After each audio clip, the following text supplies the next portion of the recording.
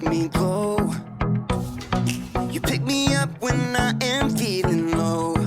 I wanna sing, I wanna dance, and give everyone a chance to hear about this endless love I know. What you give to me is not for me to keep, it's for the world to see your love. Every day you're giving me your kindness. Every day you're giving me your love. Oh, with every single breath I am reminded that what you give is more than enough. So I'll give a little kindness, give a little kindness, give a little love away. Give a little kindness, give a little kindness, give a little love away. Can't keep it to myself, gotta share it with someone else. Your kindness overwhelms my heart, my heart. Can't keep it to myself, gotta share it with someone else. Your kindness overwhelms my heart, my heart. Oh, what you give to me is not for me to keep, it's for the world to see your love. Every day you're giving me your kindness. Every day you're giving me your love. Oh, with every single breath I am reminded that what you give is more than enough. So I'll give a little kindness, give a little kindness, give a little love away. Give a little kindness, give a little kindness, give a little love away. Give a little kindness, give a little kindness, give a little love away. Give a little kindness, give a little kindness, give a little love away. Welcome to Story Lab. This week, we're talking about respect, while we take a look at the story of someone who needed help in a big way.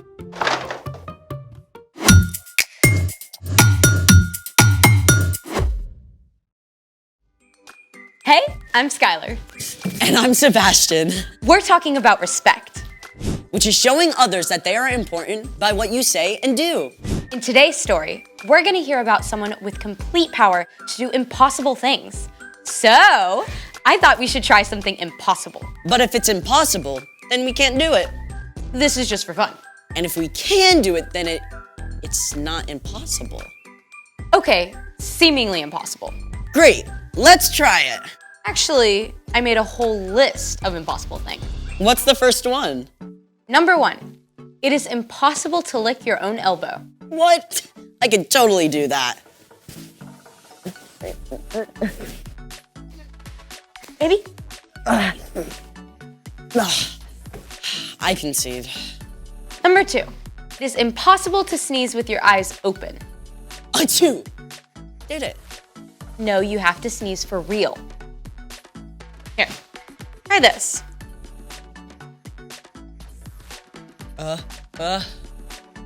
I too did it. Still fake. You try. Eyes closed. I need a tissue. Number 3, it is impossible to fold a paper in half more than 8 times. What if it's a really big paper? Okay, all right. Let's go from that side to that side. Go, go, go. Okay, I'll stay on this side and then we'll come together. Get over there. Yeah, that side, that side. Okay. Okay. Ready? 1. Okay. Okay, this is 1. Remember, keep 1. track. Is it straight? Fold it. Let's fold it down.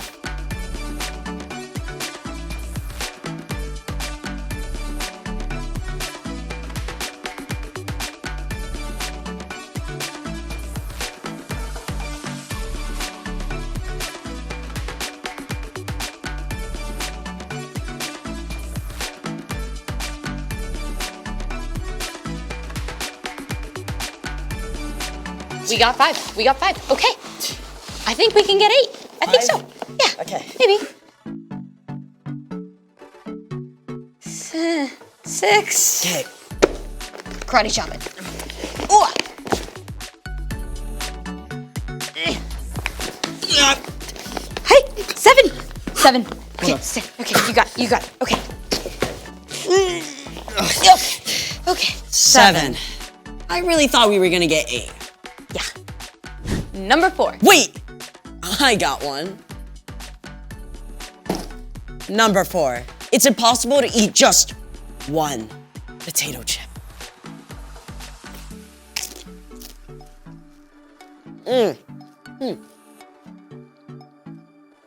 Delicious. See? Just because you have 0 self-control doesn't mean it's impossible. I can totally eat just one chip. Here. These aren't even really that great.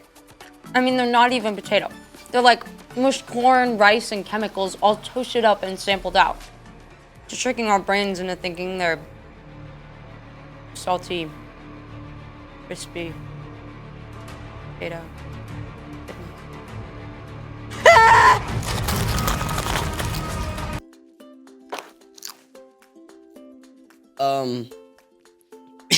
Is that all? I got one more. What is it? You know how people say you're walking on eggshells around somebody? Yeah? Walking on eggshells is a phrase that means to be very careful not to upset someone. You think it's possible to walk on eggshells without cracking them? Look how thin that is. Definitely impossible. But you get to do it anyway. Wait, what? You get to walk on eggs. Let's try it. I don't know about this. Okay, stand here in front of the egg cartons. Now, what now? Just step up on them. Just walk? Well, carefully. Here goes an omelet. Got it. The curved arch of the eggshell distributes pressure evenly all over the egg rather than concentrating it on one point. That's why engineers even use arches in designing buildings and bridges. How do you feel? Sorta invincible. Just like this egg. That's exceptional. It's time for The story before the story. Today, we're in Matthew, the first book in the New Testament. But before Matthew, in the very beginning, out of a deep, deep love, God made an amazing world. But when people turned away from God, the world was broken. God made a plan to draw people back into relationship. So at the right time, God sent a tiny baby to be born in the small town of Bethlehem, God's very own son, Jesus. When Jesus grew up, he began to travel from town to town, teaching and healing. And the town of Capernaum was like his home base. Everyone there knew about him. Not just the Jewish people, but the Romans too. Which is where our story starts. We're ready. Hey everyone, I'm Erica. Hey, Erica. Now, one of those Romans who knew about Jesus was a Roman centurion.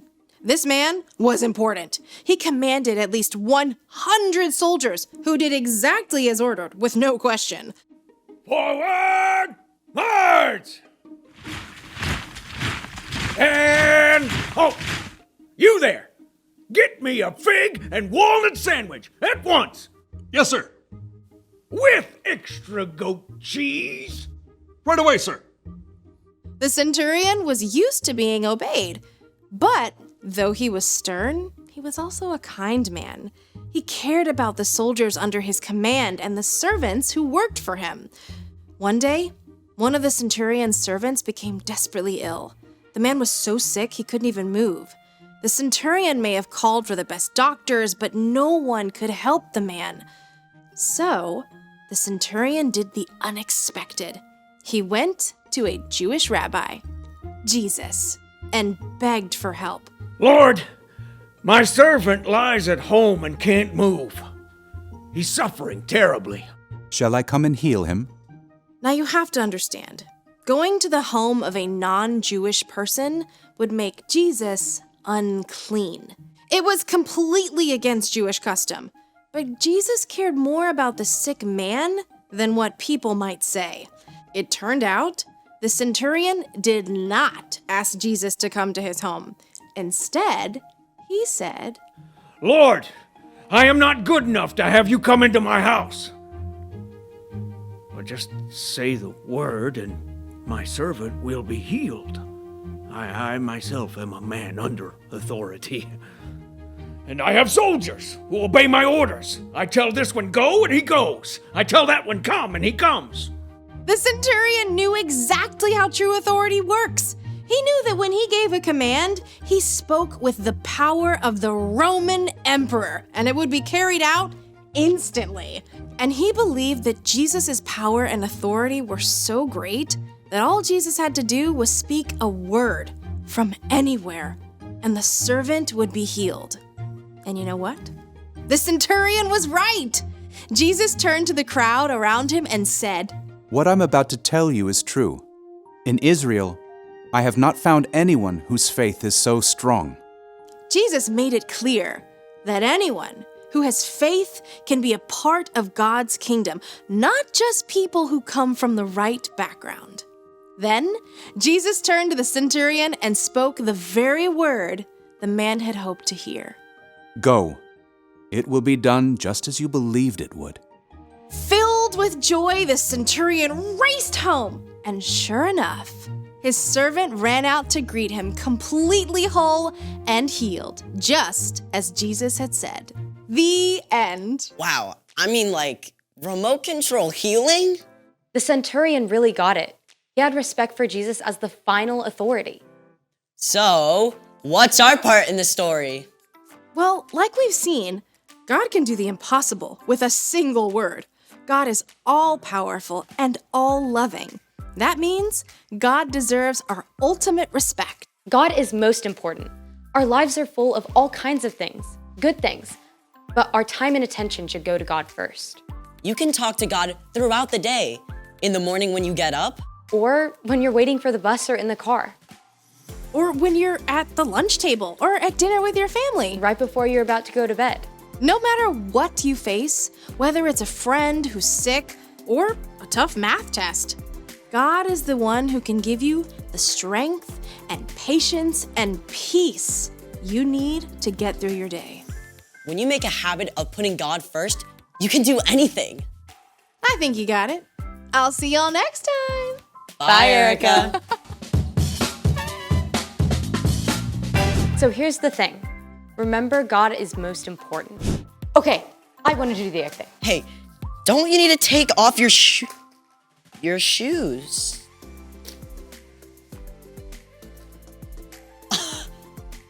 Not too bad. I think you did maybe a little better than me. Maybe completely better than you. Thanks for joining us in the Story Lab. We'll see you next time.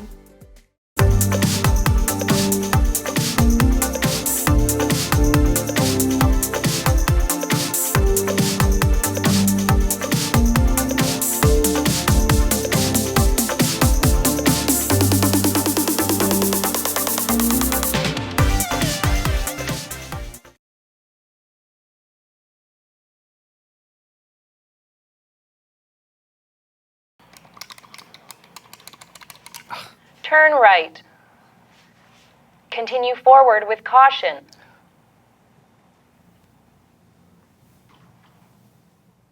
What's going on?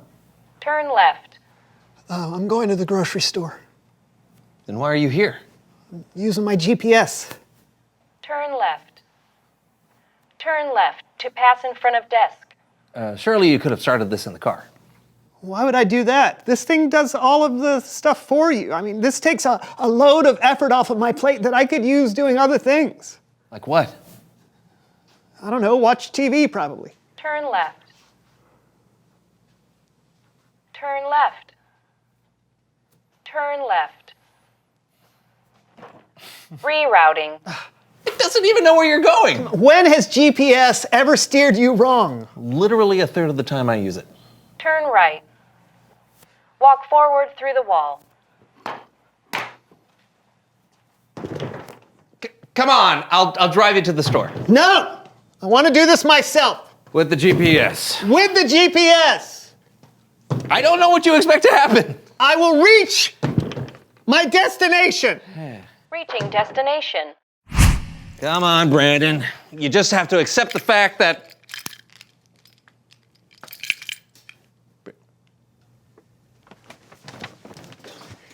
Hey, I got nutty buddies. What? GPS, man.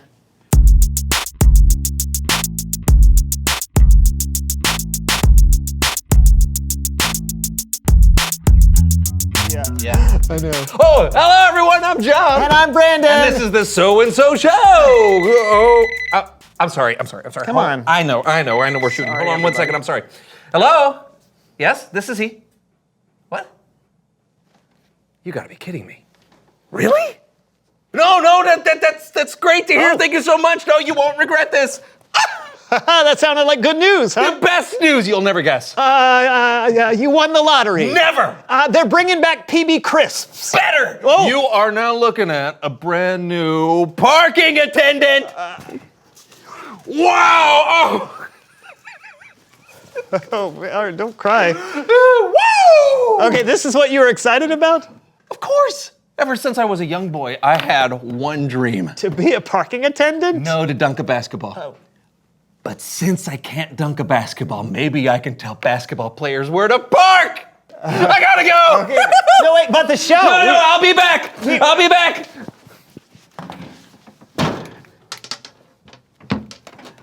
I'll be back.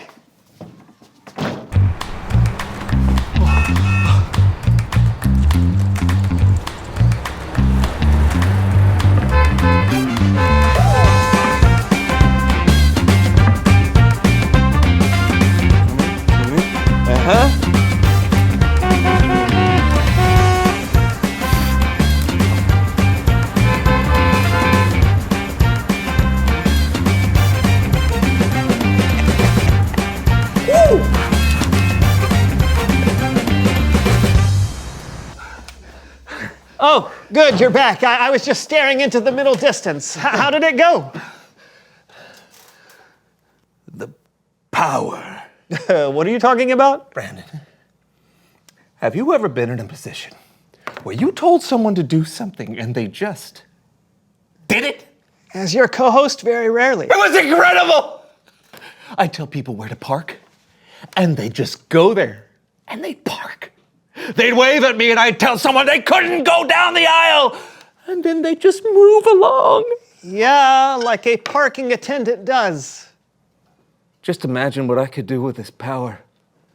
I could go beyond directing people in a parking lot. I'll be back! No, this is... I'll be back! Yeah. We need to clean up on aisle 5. Hey, move along, everyone. There is nothing to see here. Nothing to see here. You can do better than that. Give me 5 more miles. Come on. Come on. Feel it.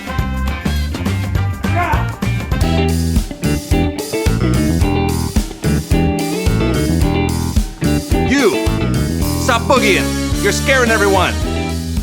You, more boogieing. Come on.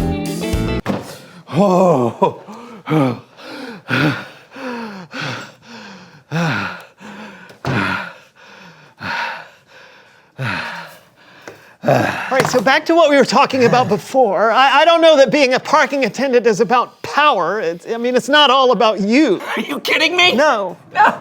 With a vest like this, what else could it be about? I don't know, helping other people, making sure that no one gets hurt and parking stays orderly. No, it can't be about that. It's gotta be about me. Okay, well, since you're back, I think it's probably time for... Sorry, Brendan. I hate to interrupt you, but there's a segment crossing.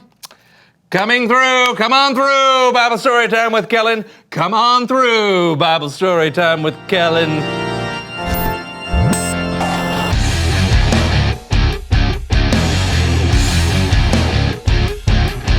Hey guys, Hey, Kellen, like my new outfit? it's eye-catching. That's the idea. What's up this week, Kellen? Well, this week I actually need your help with something. Oh, what's that? You have to tell me who is the real deal. That's right. You two are the judging panel on our game show, The Real Deal, where we find out which of our contestants are fake and which one is the real deal. Let's introduce them right now. I am a Roman commander. I am a Roman commander. I am a Roman commander. That's right. One of these three is a Roman commander who had a very special interaction with Jesus that you can read all about in the book of Matthew, chapter 8. Judges, it is your job to identify which of these three is the real deal. Great. I'll go first, because I've got the special vest. Go. Okay. Roman commander number 1, where are you from? I am from Italy, but more specifically, latitude 41.902782 and longitude 12.496366. Roman commander number 3. California, my dude. And number 2? Rome. That's round 1. So fellas, what do you think? Do you have a good idea of who the Roman commander is? I've got an inkling, but I'd love to hear a few more answers. Sounds good. Go ahead with your questions. Roman Commander 3, can you tell me a little about your experience meeting Jesus? Of course. It was extremely dope. I saw him at the mall. You saw Jesus at the mall. Totally. He was shopping for a new pair of shoes, sandals specifically, and at the Birkenstock store. And, he asked me my opinion, and I, told him the truth. They're the best in the biz. Roman Commander 2, what about you? We met in Capernaum. I heard he was going to be in town and I needed his help. When I found him, I said, "Lord, my servant lies at home and can't move. He is suffering terribly." What did Jesus say when you told him about your servant, Roman Commander 1? Oh, excellent question. He said, mix together 2 cups of vinegar with half a cup of honey and approximately 1/4 teaspoon of cayenne pepper, and my servant would be as good as new. Yeah. No, that's not what Jesus said. When I told him my servant was sick, he said, "Shall I come and heal him?" Which really took me by surprise. Why would it? Well, what you would know if you were the Roman commander is that Jesus, as a Jewish person, wasn't supposed to enter the home of anyone who wasn't Jewish. Right. But Jesus showed how much he cared for my servant, even though he had never met him. So, did Jesus come to your house? Roman commander 3? Totally. We played Subway Surfer for hours. Dude's got some serious skills. Actually, I'm sorry. That's not what happened. Here's the truth. When Jesus said he would heal my servant, I knew 2 things. 1, I was not worthy to have this man under my roof. His spirit of giving was incredible. And 2, he didn't even need to be under my roof. All he had to do was say my servant was healed, and it would be done. Excuse me, but what you're talking about isn't scientifically possible. Well, not possible for most people, yes. But Jesus. Listen, I'm in charge of people, Soldiers obey my orders. I tell one go, and he goes. I tell that one come, and he comes. But Jesus' power is so much greater than mine. His word travels farther and faster than mine could ever. What happened next? Well, that's what I told Jesus. I told him I knew all he had to do was say the word. And when he heard this, he was amazed. He said to those following him, "In Israel, I have not found anyone whose faith is so strong." He said that about me. Wow, what a compliment. Oh, number 3, you're supposed to still be pretending. Oh, sorry. Totally. I remember this happening. Continue, number 2. Well, after that, Jesus told me to return home. It would happen as I believed it would. And when I got home, my servant was healed, just like Jesus said. Commander 1, do you have anything to add? My hypothesis, I would have to say, if you consider all of the factors and variables on the particular occasion regarding the person in question, then No, I do not. Alrighty, fellas. Are you ready to make your final decision? I mean, number 1 seems very smart. And number 3 seems fun to hang out with. But I think that we both know it's Roman Commander number 2. Will the real deal please stand up?